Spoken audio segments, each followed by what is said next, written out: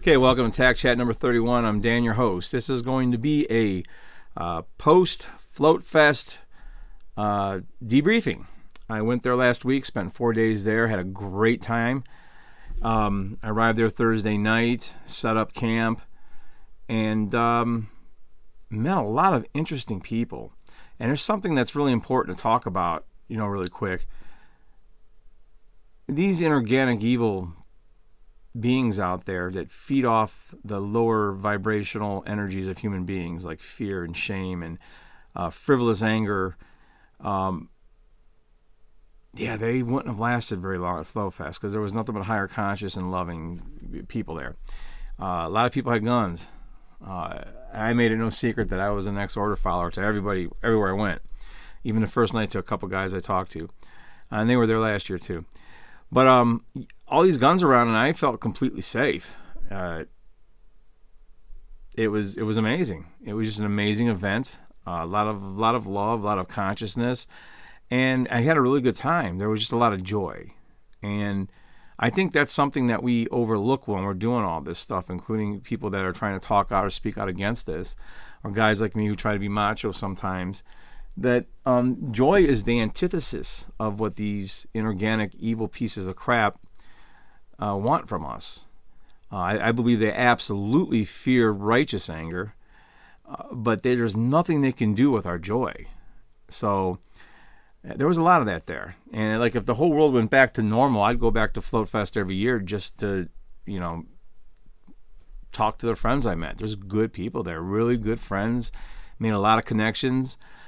Gave some books away, quite a few books away. Actually, I didn't sell books, but I gave quite a few away. Did a lot of networking.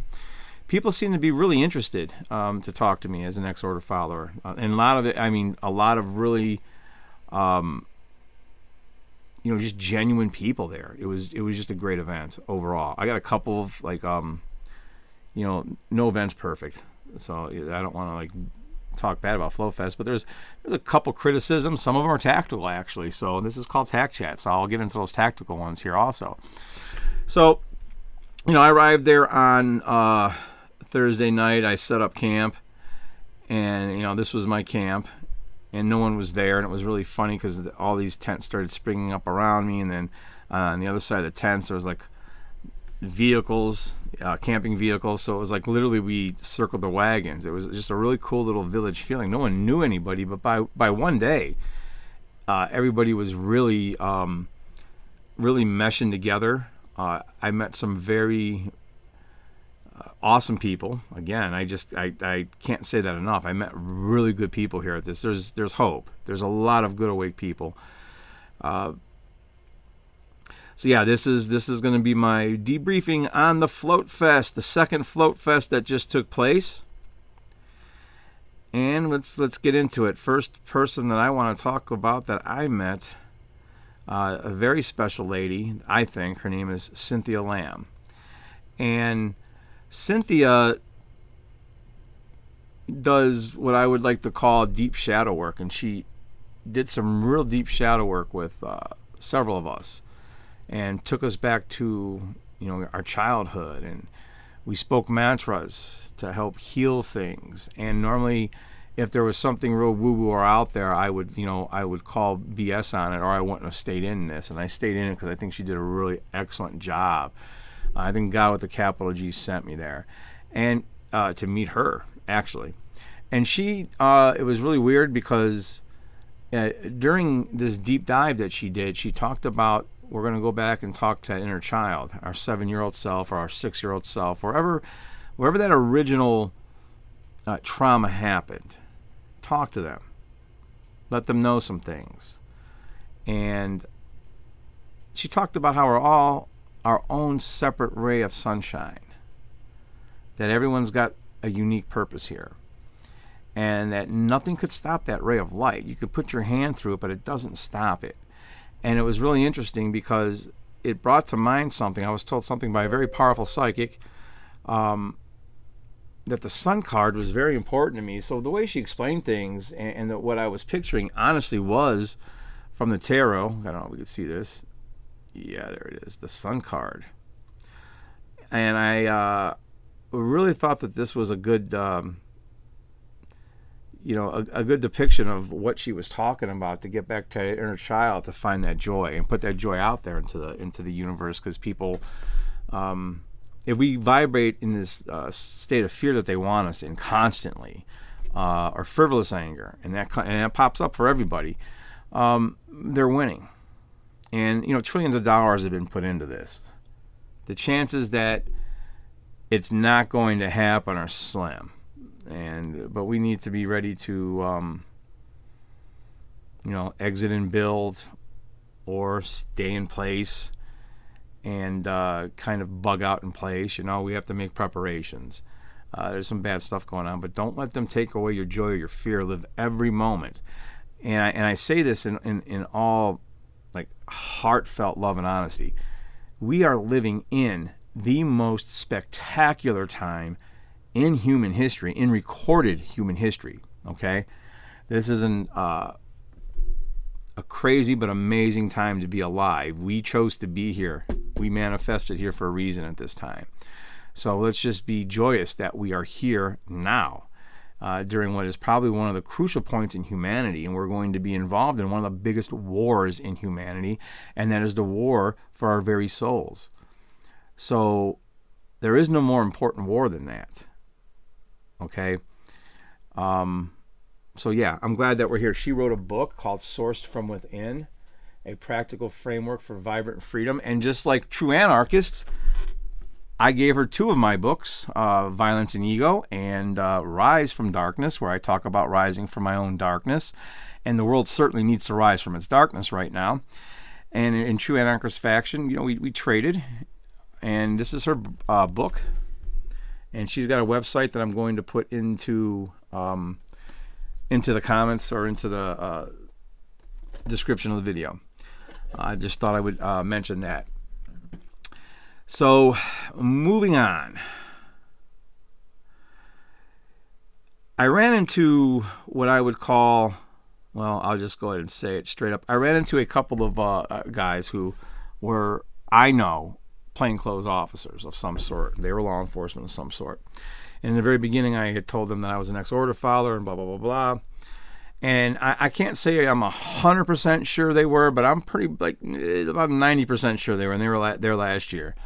And it was just weird because the one dude, asked me a really stupid question, because he said, hey, I know you said you were an ex-cop and blah, blah, blah. And he asked me this stupid question at the bar. And I thought it was kind of weird, the question. It was funny. So I didn't know what he was talking about. It was something about stun guns or something. But it was one of those feeler questions. And I very seriously, looked him in the eyes and said, when I worked law enforcement, I did a lot of plainclothes work myself, a lot of plainclothes work.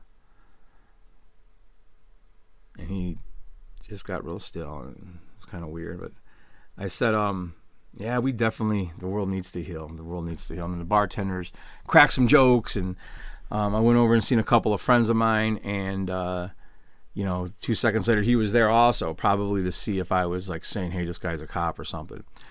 Let me tell the folks there's something about this, because it's important to say. These dudes aren't there because I wasn't going to point them out. What if that little 2-3% chance I was wrong? I didn't want to point them out and say, hey, these guys are, But these guys aren't there looking for illicit drug use. That's not what they're there for. They're there because they don't know what true anarchism is, and they're looking for people who want to overthrow the United States government of America. They're looking for people to talk violent, and they were kind of trying to fish for that with their conversation. I know when someone's trying to fish me and hook me, okay? It was laughable for me. But the reason why I didn't say anything is because literally they probably, just like last year, found themselves very disappointed this year, where all they ran into was love and consciousness and alternative health. When I first got there, I had to bang in some pegs, and Texas soil is really hard. I had really 2 bad blood blisters. And I found this guy there who had this healing salve. It was silver. And actually, I talked to Larkin Rose for about a half hour, and he gave me some. And it's like you can't even hardly see it. This was just a few days ago and it's gone. Like the stuff really works. And speaking of Larkin Rose, yeah, he's somebody I got to talk to for about a half hour. I asked him, he's been doing this for 25 years. I asked him the same question that I've asked guys like Mark Passio and, David Icke last time I talked to him. It'd be something I probably need to talk to Derek about next time I see him. These guys have been doing this for 12, 15, 20, 25 years, 30 years. And I asked him, how have you done this? And Larkin has got this really ironic humor about him when he talks about this. And he's got this training program on how to talk to statists without engaging the ego with them. And you'll get them laughing at themselves, from what he told me. So I really dug that conversation. It was nice talking to him.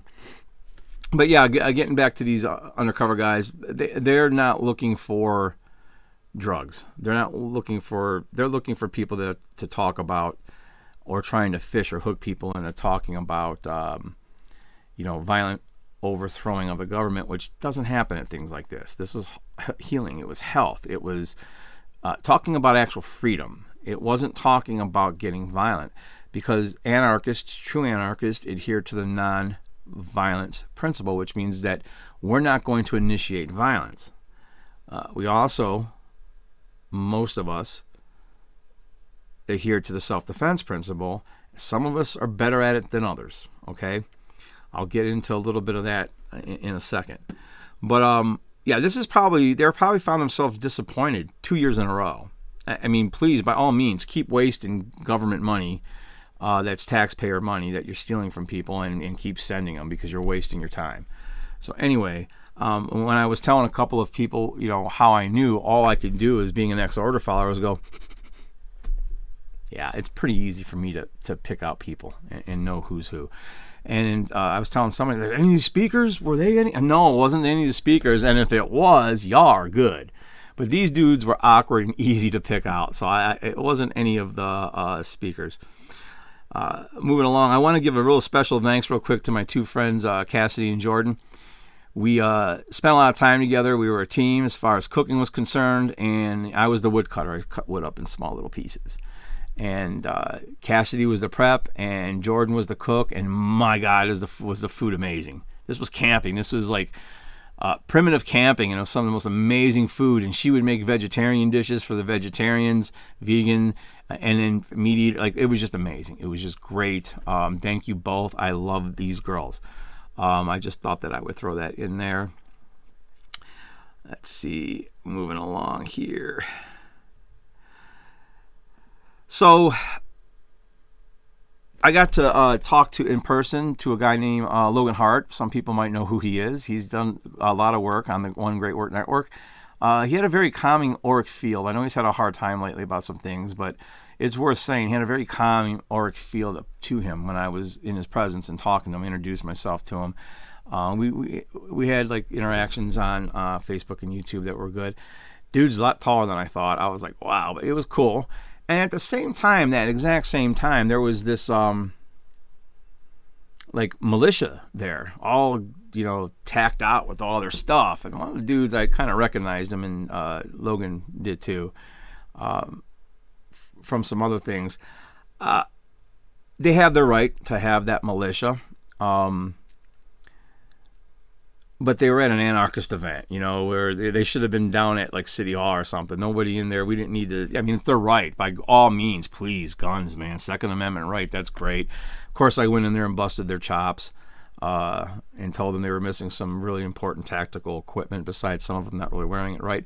They were missing some important tactical equipment. They didn't have any Twisted Teas with them, so I don't know what the hell they were thinking.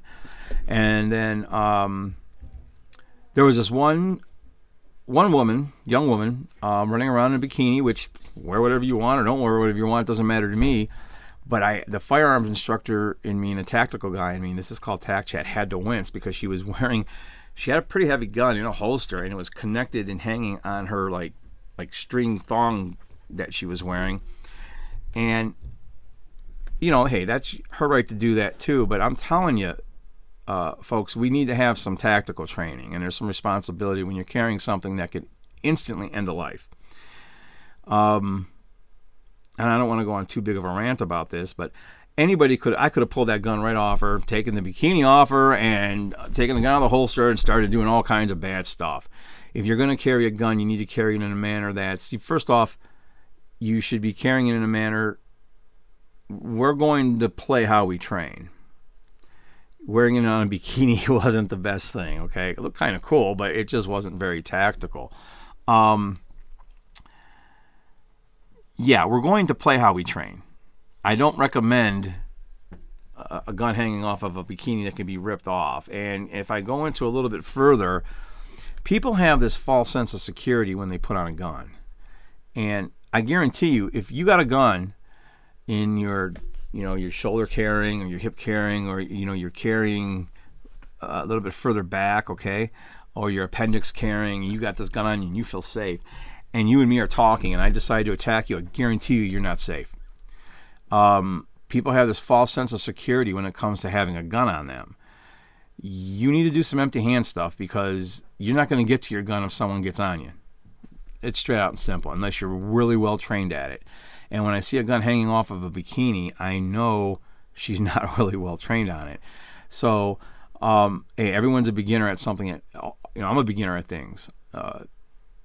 That's cool. It's always cool to be a beginner. With guns, though, you can't. With a tool that could instantly end a life, I didn't say nothing to her. It's her right to do all that. She was at a very safe place to be doing that. But that was my only other critique about the gun stuff. Mostly everybody else, they you could see them carrying if they carried. Most people, this was Texas, I just assumed everybody there had a gun. And I can honestly say I didn't feel unsafe, man. It was it was a great event, just a great event. The only other small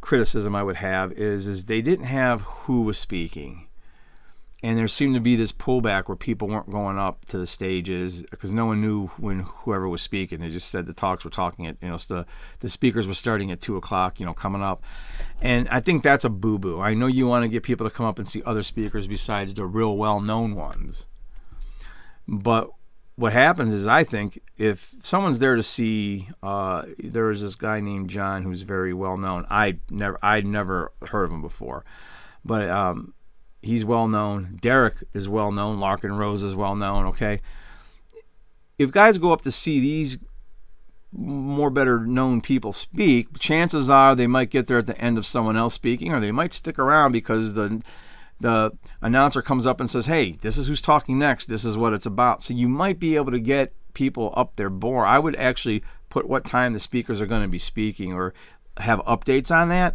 That's hard because this is a fluid event and things happen and they run off schedule. So that's just a small discrepancy. I mean, it's small. It's really petty on my part to even say that. But I heard a lot of people talking about that. But the whole thing was so well ran. The food was good. The information exchange was good, and there were so many people that knew things that I didn't know, and they were so willing to share their knowledge with you. And you go to an event like this, you leave with a lot of knowledge. You leave with something that you didn't get there with, and I just thought that was awesome. I drove 20 hours to get there. So there's other events going on, and the world is a scary kind of place. We got things going on that sooner or later, people who are content creators, we may have to get off the little pulpits, and there's other stuff happening, okay? So we have to probably really activate that will to utilize our sacred right of self-defense, because tyrants don't listen to words. Now, I'm not calling for any violence or anything like that, but there has to be a point where we really say no, okay? The sacred no. And as my little brother used to say when we were kids, no means not. No means not. As in, you're not sticking shit in my body. As in, we're not having this. The 5-year-old, as in, you're not the boss of me. Literally, you're not the boss of me. That's what no means. No means not. So that's one of those things that we have to remember and start just literally don't comply. Period. This is a globalist agenda. we got to keep, it was good talking to Larkin Rose, because he's got a whole program, and like I said earlier, how to talk to people who are statists or are still kind of enthralled, and he has them laughing at their own logic. It's a beautiful thing to do. I got a lot of tips off him, and he's got a training program. I'm probably going to go and get it. But I've had all these other things come into my peripherals. The modern, what's it called? I'll get back to it. But like the Wisdom of Solomon, esoteric Egyptian knowledge, Thelema is another one, which is all mixes with that. Okay, well, it's called the Modern Mystery School, I believe. Someone brought it up to me. But all these other things have been coming into my peripheral, so I got a lot of stuff to study. Like, I got some things to teach, I really do. But then you get around people and you realize, wow, I still got so much to learn, which is fun. Who wants to not learn, you know? So I'm looking forward to all that. And the last thing that I'll say is that there were 2 people from the Austin area that came up to me in the end, and we were supposed to exchange information the next day. I ended up waking up and for whatever reason kind of forgot, packed up my stuff and bounced early the next morning, probably about 9:30, 10 o'clock. I was gone. We never got to exchange information. This guy and this gal, this man and woman, were just really nice people. I think very special. The woman especially. I felt nothing but compassion from her. And I got some good advice from her. Open up the heart space, ground yourself. Like, after I told them a bunch of stuff. I talked about some stuff from 9/11. I don't want to say exactly what. We talked about different conspiracies and things. So if you all see this is Dan. I just want to put this message out there. If you happen across this video and you see it, I'm going to have my email address down in the comments of this video. Man, please email me. I would like to stay in contact with you guys and maybe come visit or something. Yeah, that's all I got to say. I mean, it was a really good event. I wish I had more to add. I wish I had more news to talk about right now. I know there's bad things going on in the world. Say prayers. As Hulk Hogan would say your prayers, eat your vitamins, and keep training. And be prepping, be saving extra things. You should have 5 months of extra food. You should have guns. You should have rounds, bullets. Okay, bullets. Then you should have like a whole bunch of stuff. So maybe I'll do a podcast where I make a list of some survival equipment that you can have if you're going to bug out in place or if you're going to bug out someplace else. That time may be coming, folks. There's just a lot of things going on, and we need to be prepared spiritually, physically, mentally. And I think that's all I got to say for today's TAC Chat. This is really a bad TAC Chat after talking to David Icke on my last TAC Chat, but I got to keep making content. So anyways, with nothing but love, man. Till next time, to TAC Chat 32. Thank you. Please check out my books. That'll be in the link section too. And I'll see you all soon. Stay safe.